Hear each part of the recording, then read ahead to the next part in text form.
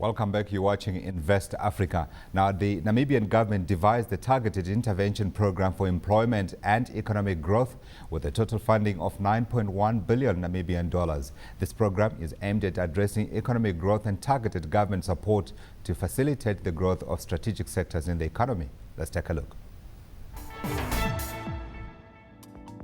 Namibia continues to have a stable political, trade and investment climate.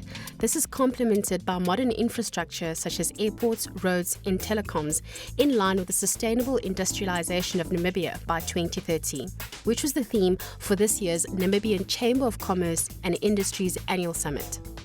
And we'll also be looking at three key themes within industrialization, and that is really the issue of energy, which is critical to building industries and sustaining industries, the issue of logistics and transport, and of course the issue of financing industries in Namibia. Apart from projects such as oil exploration, the country has put a roadmap in place over the next 5 years, where specific investments will be made in key sectors. We would like to see a bit more investments in agriculture.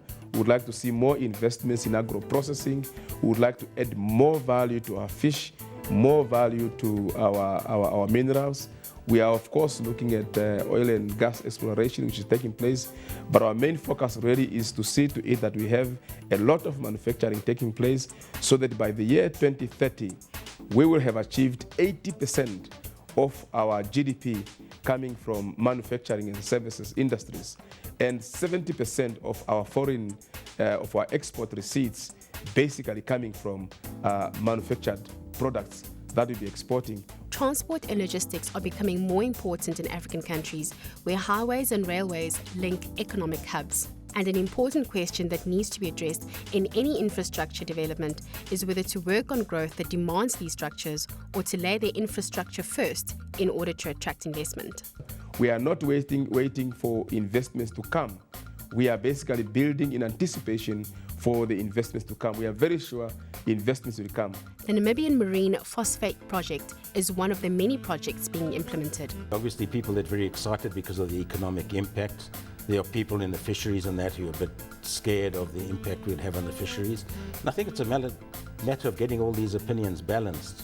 But generally, I think we can do it and we can make it successful. And it is by managing the expectations of local industries and the rest of the population that Namibia can ensure further success of such projects. Tumisho Mahanyele, Johannesburg. Now, still with me in studio is Tandiwe Njobe. She's head of coverage for investment banking, Southern and Central Africa at Standard Bank. And now joining us from our studios in Windhoek is John Mandihi, CEO of the Namibian Stock Exchange. John, tell me, we are seeing a lot of stories suggesting that everything appears to be positive about Namibia. Are things looking as positive for the stock exchange, which we know, of course, is dominated by South African companies? Well, on the NSX, we're really dependent at the moment on a lot of dual listings out of South Africa and elsewhere in the world. We've got dual listings from Toronto and Australia, and we had one from AIM. What we did find was that our biggest opportunity, Extract Resources, was then acquired by the Chinese, and they have delisted in the meantime. So that particular segment dropped from about 25 billion rands worth down to under 2. So we're not finding a lot of that. In oil and gas, we've had some companies come to the market, but as you know, it's very expensive, and we are not a risk-taking country. We're a very sort of conservative investment opportunity because we're looking after a growing and a young population. So we have good news in that we have one listing. Nictus is splitting up its South African operation to both Namibian and South Africa. And we have a listing on Friday. And then we have a depository receipt coming in from B2 Gold, which we hope is going to be something more.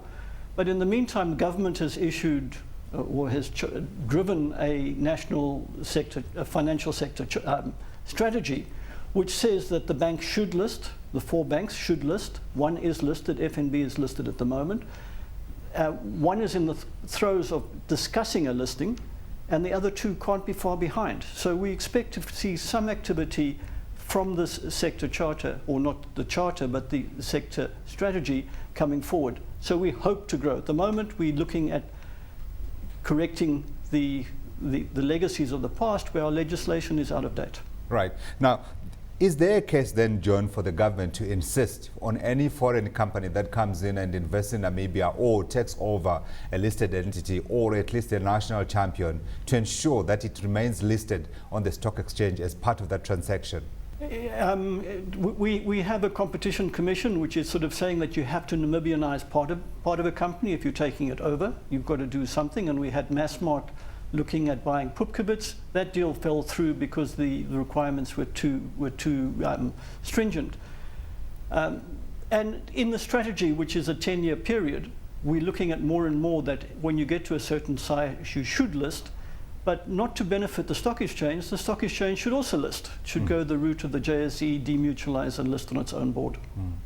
Now, I've got Thandiwe here with me joining in studio. And Thandiwe, the question I wanted to put to you is, now, of course, you are in deals. So you do deals on behalf of Standard Bank in Central and Southern Africa. Who is looking at Namibia, and why are they looking to Namibia, and how many are they? Okay, to quantify the numbers might be a little bit difficult, but I think, as we mentioned earlier, on the mining sector, certainly from China, we've seen huge interest. Russia as well. There was not too long ago, a couple of years ago, the Russian president actually led a delegation into Namibia on a visit there. Certainly from some European countries, Namibia has strong links to Germany as well, and that's quite interesting. I think that's inherited from his past. And then, of course, also from South Africa. You know, as my colleague mentioned, there are a number of South African firms that are dual listed there. I think the main banks, I think other than Bank Windhoek, are all have South African origin. So, and we, you know, the listing, I think, also will just affirm and entrench our investment as banks into that economy. So South Africa has certainly got its eye on Namibia. Yeah, so give me a trend then in terms of what you've been seeing over the past few months and perhaps years. Are we seeing a pickup in terms of the interest of companies that are looking at Namibia as an investment destination? We know, as I was saying earlier on in the program, that this is happening in other parts of Africa. No, absolutely. I think we definitely do see the interest. We've recently come across some companies that are interested in investing in agricultural processing zones in Namibia, and that's part of that's linked to probably food security issues from the east, but also seeing that as an opportune investment destination for that kind of product and sector. So certainly I've spoken at length about mining. And then there's a lot of interest from China as well on the financing of the infrastructure that government has planned to roll out around its port development, around its rail development, and certainly in the power sector. Yeah. John, let me come back to you. Now, it does appear like you've got challenges, though things are certainly looking up.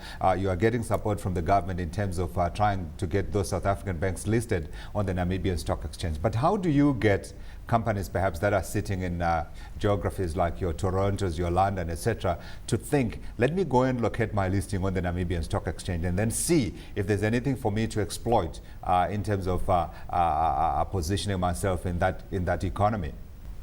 Well, our largest pension fund is the government institution's pension fund, and they have about a war chest of about 51 billion rand.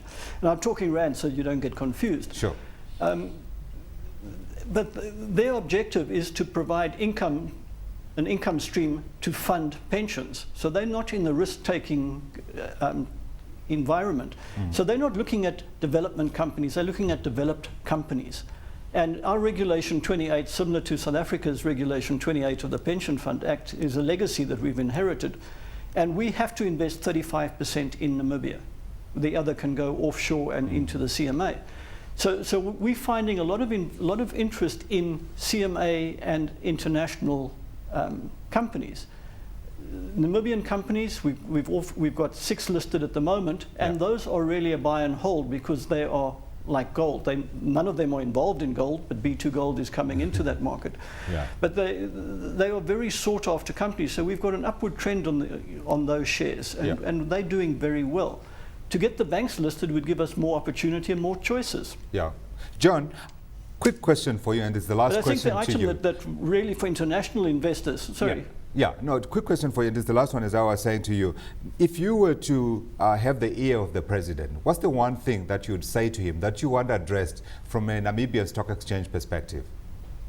We want certainty on legislation. We want certainty on the mining laws and on means that the government wants to use to raise the tax, or to fill the tax basket that we need to look at. So at the moment, we're looking at various alternatives to raise additional money. If we have certainty and companies know they can come in and they've got long-term certainty on the rates and the type of taxes, I think that would be the one area that we certainly want. Thanks, John.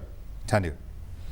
Same question. I would say skills development. I mean, I think it's still a big issue. We learned about high unemployment rates and the skills gap in Namibia. And the reason I say that is because Namibia does have quite protectionist programs around foreigners coming in. And I think addressing your own skills development, small population, get people upskilled, and then you'll be able to open up much more to foreign participation. Absolutely. So certainty and skills development is the word that we have for the president, hoping you'll be able to see this edition of Africa Invest. We'll be back again at the same time next week. Until then, from me, Godfrey Mutizwa, and my guest, it's goodbye.